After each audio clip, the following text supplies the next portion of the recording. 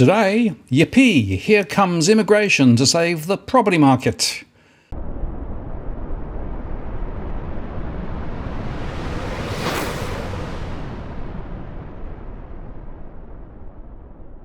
Well, again, it's Martin North from Digital Finance Analytics. Welcome to this post covering finance and property news with a distinctively Australian flavour. Well, we all know that interest rates are rising, and this is having a significant impact on mortgage underwriting. So home prices are falling and listings are rising. Indeed, Christopher Joy is suggesting prices might drop between 20 and 25%. But never fear, as the government has a plan to save the market. Because now we know Labor will use the upcoming Jobs and Skills Summit as cover to launch Australia's biggest ever immigration program. So in today's show, we look at what they say and also discuss the latest negative indicators on listings and auction clearances. But before we start, a quick reminder that I'll be discussing this with Leith Van Onselen on our live show tomorrow. That's Tuesday evening at 8 p.m. Sydney time, so mark your diaries. And if you value the content we produce, please do like the post and consider subscribing to receive future updates. This really makes a difference to us in getting our messages out, as views, likes and subscriptions drive the YouTube algo.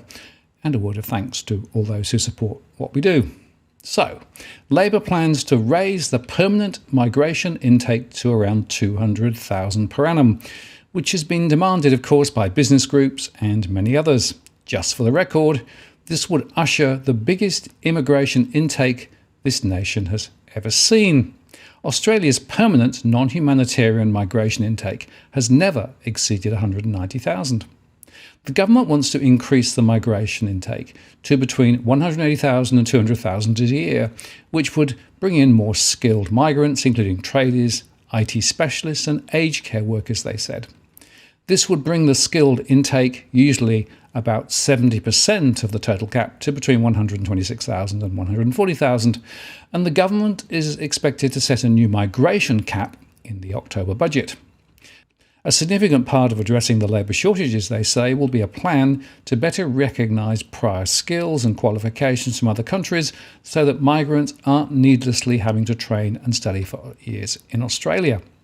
This would build on the work done, they said, in the interim free trade deal with India, whereby architects, engineers and accountants will be recognised in each other's countries. Ultimately, Labor's Big Australia immigration policy is all about providing cheap labour and meeting the demand of big business and big property, and of course plenty of students for the education migration lobby. And by the way, that will further suppress wage growth and exacerbate infrastructure and housing strains across the country. It's another betrayal of Australian workers, only this time by a wolf in sheep's clothing, the fake Labor Party, that is just as neoliberal as its predecessors. Cue the higher property listings. The unusually busy winter period saw property listings increase by 4.9% on last year. That's the largest year-on-year increase in July listings since 2010, according to REA Group's Property Track Listings report for July 2022. They found that while the total supply of properties available for sale lifted by just 0.6% in July, listings increased by the largest amount in 12 years when compared to the same period last year. New listings nationally on realestate.com.au were down 12.2% month-on-month in July, reflecting the typically quieter winter conditions. But July this year was busier than last, with new listings up 6.5% year-on-year nationally. The relatively strong year-on-year growth is at least in part because of a number of capital cities that were in lockdown for at least part of July 2021. New listings in capital cities were down 12.7% month-on-month, as activity continued to slow for winter, but new listings were stronger than at the same time last year. Though again, this is in part due to the low levels back in 2021 when Sydney, Melbourne and Adelaide were in lockdown. Even so, there were more new listings than has been typical for the middle of winter over the past 5 years. Indeed, the property data specialists found that the total supply of properties listed for sale increased by 4.9%, which is the largest year-over-year increase since 2010. This can partly be attributed to the fact that Sydney and Melbourne, the two busiest property markets, were in COVID-19 lockdowns for most of July 21, which would have lowered the number of new listings at that time. For example, national new listings were 6.5% higher in July 2022 when compared to July 21, while Sydney's new listings were 18.2% higher than in July 2021. In fact, Sydney saw a record increase in the total number of properties listed for sale in July compared to lockdown-affected July 2021. As such, the increase in overall supply has largely been accounted for by the fact that properties are taking longer to sell. According to PropTrack, Sydney recorded its largest ever year-on-year increase in the total stock available, up 30.7% this year compared to lockdown-affected levels in 21. New listings were down 15.1% month-on-month in July as the typically quieter winter period continued. The highest rise in listings were in places like Mount Annan, Wentworth Point, Liverpool, North Ryde and Macquarie Park, all places which you may recall the DFA mortgage stress readings highlighted as very high.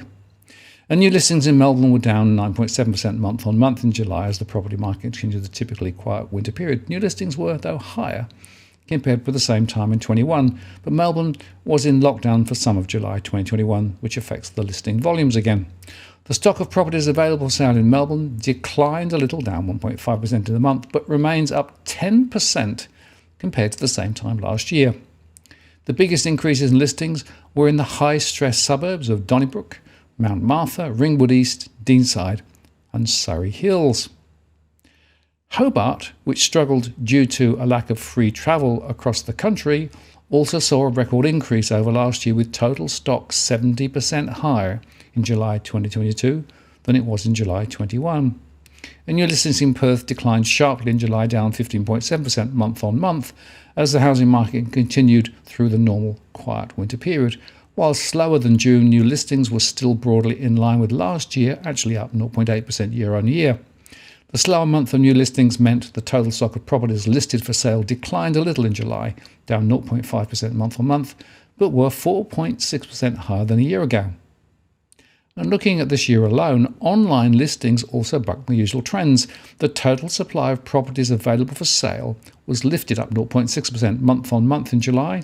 It may be a small increase, but given the month usually swings into decline because of a regular seasonal lull, the slight uptick was somewhat surprising. PropTrack's economist and the report's author Angus Moore characterised this year's growth as an unusually busy winter period. And you noted that it's one of a number of small ways that the market is shifting in favour of buyers. The wave of new supply coming onto market over the first half of the year, particularly in Sydney, Melbourne and Canberra, has lifted the stock available on market and helped make conditions a bit less competitive, Mr. Moore commented.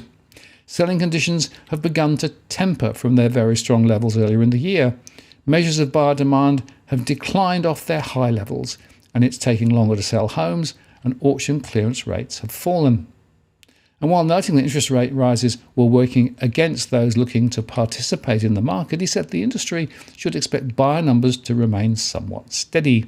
Further out, fundamental drivers of demand remain strong, with unemployment low, wages growth expected to pick up over this year, and international migration returning. See, you must have known. As we look towards the spring selling season, activity in property markets around the country are expected to pick up over the next few months in line with the typical seasonal peak in activity, he said. Now, turning to auctions, the number of capital city homes clearing auctions reached its lowest recorded figure in over 2 years, according to new data. As calculated by the property platform's latest auction report, the clearance rate across Australia's capital cities was 51.8% in July. That's the lowest rate reported since May 2020. This result reflected a 30 basis point fall and an annual decline of 17.7%. Across the country, according to Domain, every capital city reported, excluding Adelaide, experienced a clearance rate lower than 55%, with the South Australian capital hitting 60.6% for the month. The lowest reported was Brisbane at 38.6%, reflecting a monthly plummet of 7% and a yearly decline of 22%. Sydney was the only capital city to report an increase in its clearance rate over July, lifting by 1.8% to 51.9%. However, despite the uptick, the New South Wales capital recorded a yearly loss of 18.3%. Canberra experienced the highest year-on-year change, experienced an annual change of minus 31.4%. Regional Australia also reported a loss of 70 basis points over July, reaching a clearance rate of 42.8% for the month. This figure marked an annual loss of 17.3%. Domain has said this is the lowest clearance rates for Australia's combined regions since July 2020.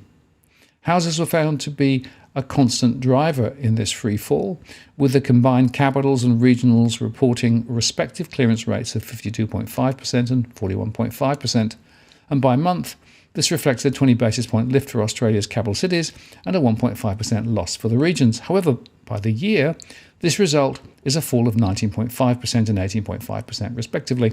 By comparison, unit clearance rates increased across Australia for July, lifting by 2.4% in the capital and by 5% in the regions. And annually, they account for an albeit smaller decline of 7.1% and 9.4% respectively.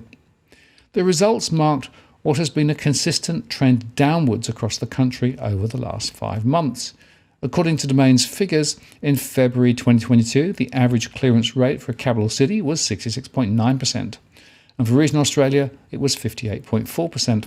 Domain's Chief of Research and Economics, Dr. Nicola Powell, commented that rising interest rates have further accelerated downward pressure on prices, affecting buyers' borrowing power and adding further strain to mortgage affordability. This is weighing on buyer sentiment and confidence and impacting clearance rates, Ms. Powell said.